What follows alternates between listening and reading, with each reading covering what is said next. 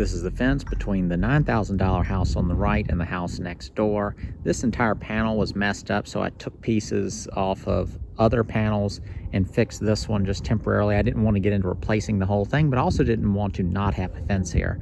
I have 1 gallon of solid stain in a gray color. It's just something I had.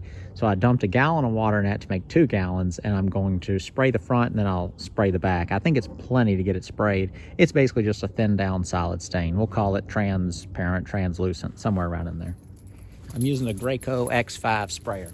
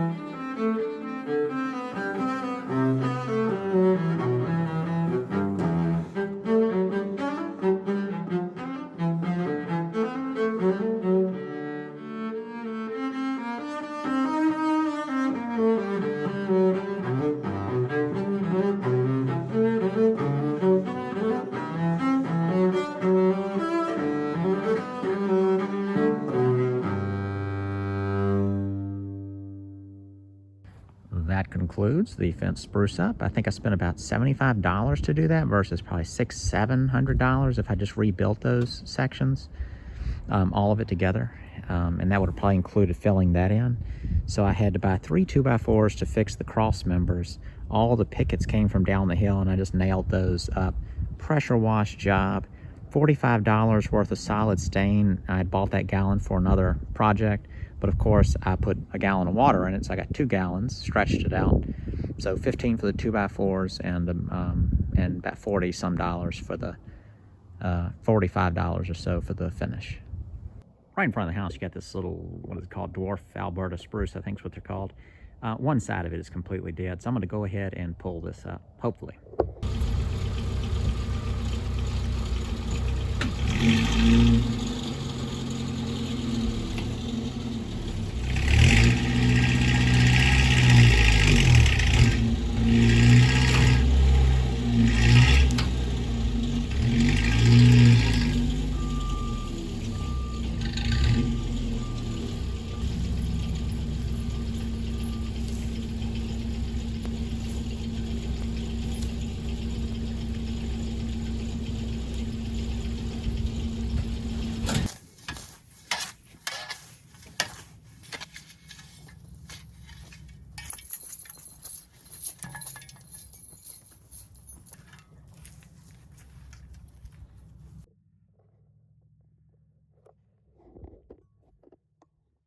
It's been a few days since I finished painting the fence. I tried to film sort of a conclusion to that video, but it was so windy. It's a little breezy now, but if I don't do it now, I'm not going to post the video tomorrow.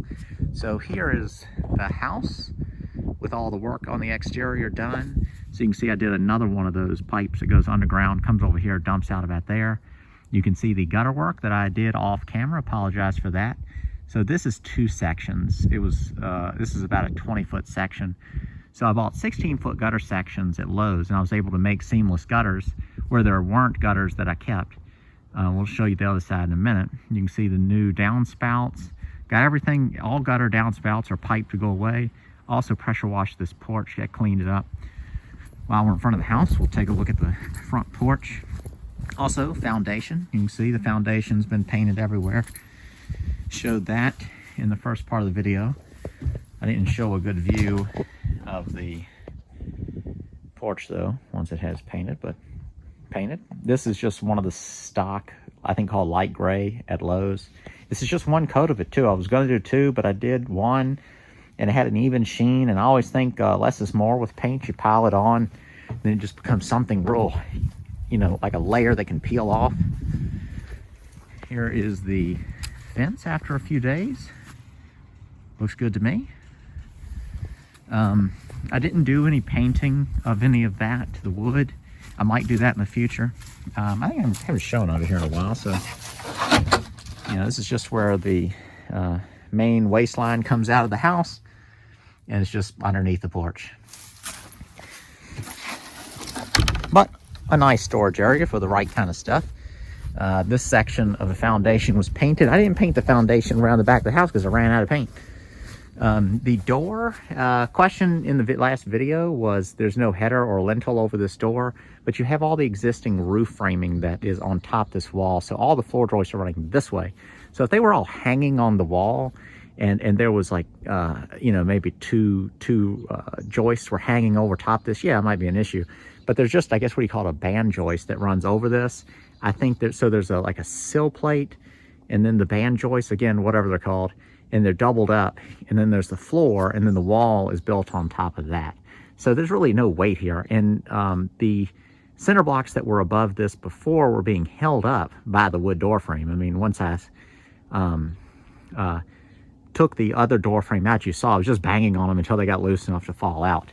Also got asked about this part that juts off the house. This is just a storage area. I keep doors and old windows in here.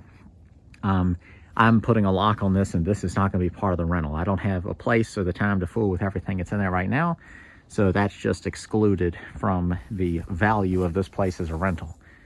I did a big cleanup outside as part of this little push outside. I'd say tenants probably would maintain to about here.